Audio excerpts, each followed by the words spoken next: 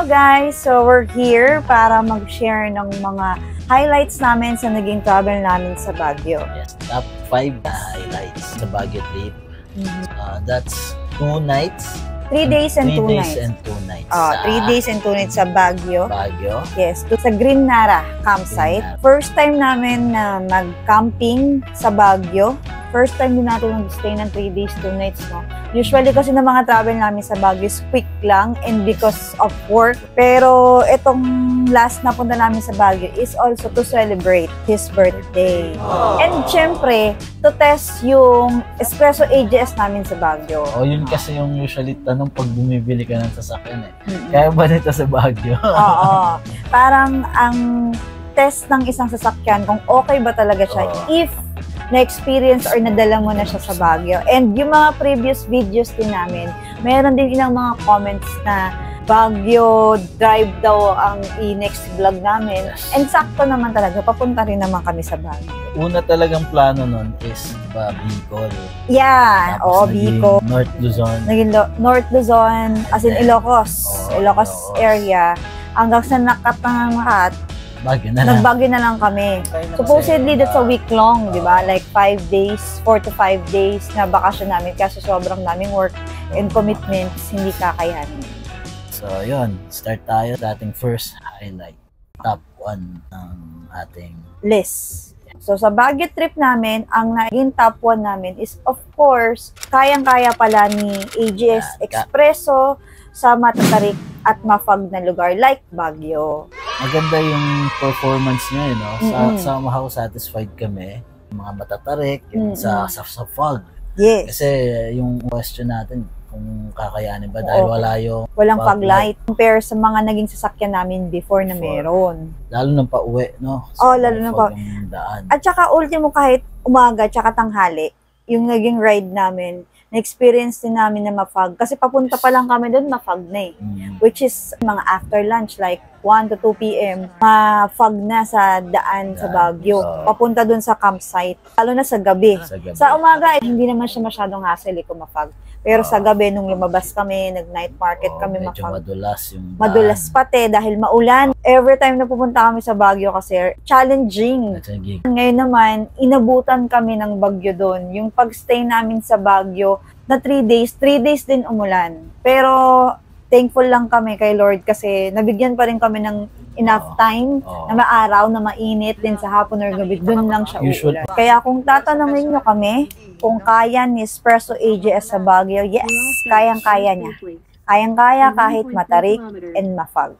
Yung pangalawa namin na highlight sa Baguio trip namin using the Espresso is yung gas consumption. Kasi talagang sobrang tipid niya. Yes. Fourth car namin to.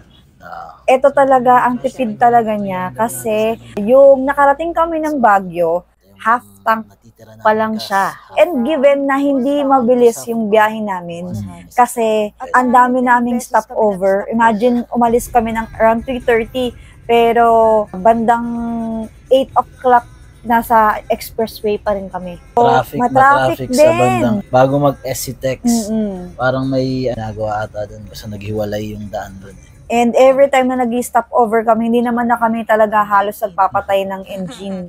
Talagang bukas pa rin kasi ang nangyayari, salitan na lang kami sa pagbaba. Bababa ako, will do meetings, and bibili ng food, tapos pagbalik ko siya naman. Ganun na ginagawa namin. Kasi nga para kay Nancy, and yun, at the same time, hindi na namin din kailangan magpatay din ng makina.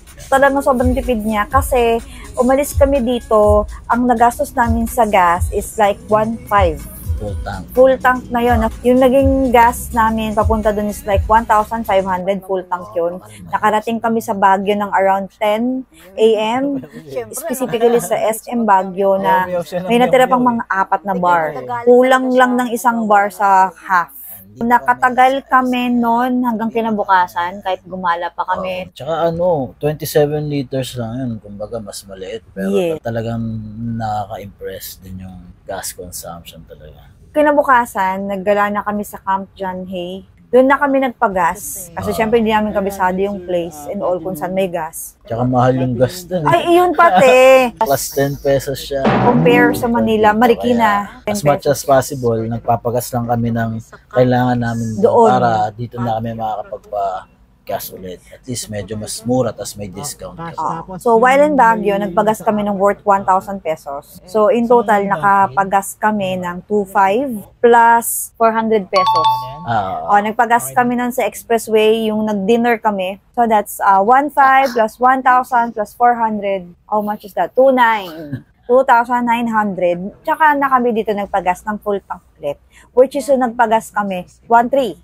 So, all in all, nakadalawang full tank lang kami. Papunta tsaka pabalik. Yung naging gas consumption namin from Marikina to Baguio, around Baguio, and then going back here in Marikina.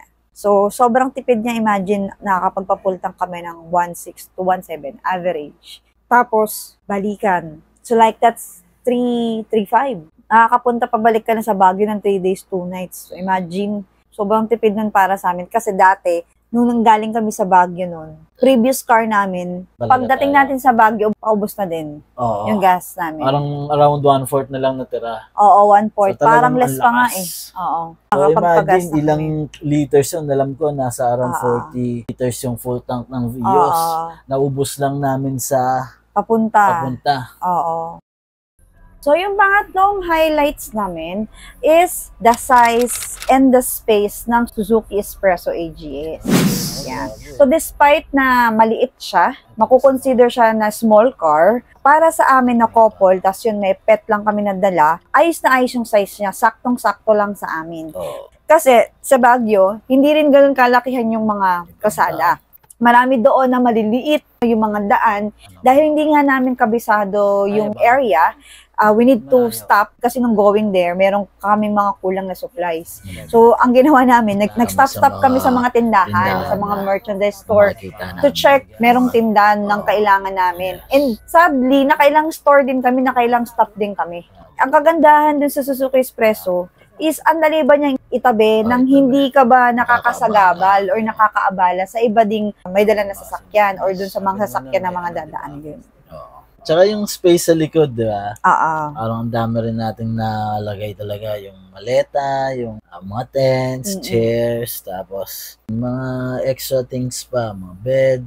May foam pa tayong dala. Cooler. Oo, may cooler. Perfect siya siguro for small family. Yung Yes. couple, and then meron mga isang anak or dalawa. Isa hanggang dalawa. Tatlo kaya basta hindi mga malulusog. Oo. Pero sa gamit siguro talagang travel light na lang kayo siguro. Pero dahil dalawa lang naman kasi kami, so halos dala na namin lahat ng kailangan namin. Yes. May mga dala pa kayong upuan and everything. May dala pa kayong portable na kalan. Yes. Minsan nga natatanong ko, ang galing ng ano nito no? Parang magic. Ang liit, pero magulat ka na lang, ang dami pa lang niyang malalaman. Yung pang-apat naming highlight is the temperature. May heater siya. Kasi, malamig na sa Baguio, tas bumagyo pa. So, ang lamig na talaga. At least meron siyang somehow talagang nabibigyan niya kami ng heat kasi sobrang lamig na talaga nung time na yon. Pa-uwi na kami.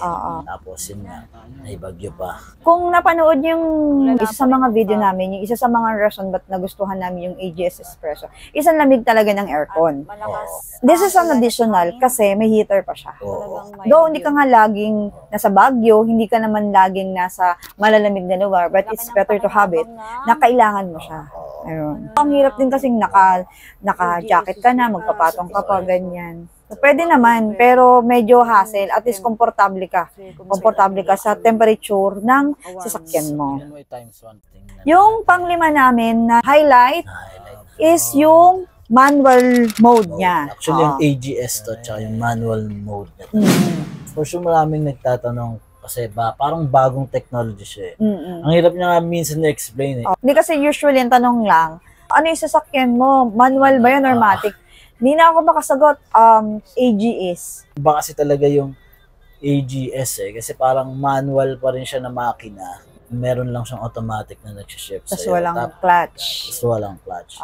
Tapos yung manual mode niya na talaga is parang, sabi mo kasing legit kasi legit na masarap eh. Masarap siya Ah. i-drive. Masarap yung manual mode niya na talagang ikaw yung control. Like manual talaga yung feel mo. Tsaka dito, kahit hindi naman ako nagde-drive, mas ramdam ko na hindi hirap yung sasakyan. As Naman. passenger, ramdam mo yung sasakyan mo kung hirap siya doon sa daan eh. Oo. Etong sa sa espresso, yes, Masarap ng medyo manual. may kaba pa din ako, pero mabilis lang and na-relieve ka talaga, ay, talagang kaya pa rin niya. Despite na, yun nga, madulas pa yung daan nun na, mafag, kayang-kaya ng espresso AGS. Maganda kasi dun yung sa manual mode na yung may power pa rin siya. Mm-mm. Pag inapaka mo, parang mafe-feel mo na may power yung pag-akyat niya. Mm. Doon kasi sa dati nating car, yung sa Vios, parang mabagal lang siya. Mm. Kaya niya, pero sobrang bagal. Pero siguro, yung sasakyan itself, mas mabigat talaga compare kay espresso. Yun. Yan, that's Yun yung it. pinaka-highlights natin sa buong Baguio trip na to. Yes. Kasi first natin nakuha din yung car, yan yung lagi mong tanong sa isip mo yan. Oo. Naiisip mo talagang masubukan sa Baguio. Baguio. Kung kaya ba nito? Oo. Hindi ka ba kakabahan sa mga matarik? Yes. In any case, di ba? Mm. I hope makatulong to. Yes. Comment kayo sa mga experience yung mga nyo. AGS users dito. Yes. Share nyo rin yung mga Mm. iba't ibang experience nyo rin sa AGS Yes. para at least maging informed pa yung iba. Mm-mm. Kasi bago to, pero somehow at least may mga iba na rin naman na natututunan ng technology na to. So, hindi naman na nakakaba in Mm-mm. the future pag ito rin yung klase ng coaching kunin mo or Yeah. magkaroon ka. Mm-mm. Kasi ang maganda kasi dyan, nakuha mo yung convenience ng Matic, pero yung, di ba, yung tipid sa gas, Mm-mm. tipid sa maintenance, nakuha niya yun sa manual. Mm-mm. If nagustuhan nyo tong video na to, subscribe to our channel. Yes, for more For more videos, videos and updates. updates sa iba pa naming mga share na experiences and insights namin. Especially ito, yung mga travels and campings and tours. Kung meron pa kayong gustong ibang usapan or tanong, Magsabi lang kayo through comment. Thank you, guys.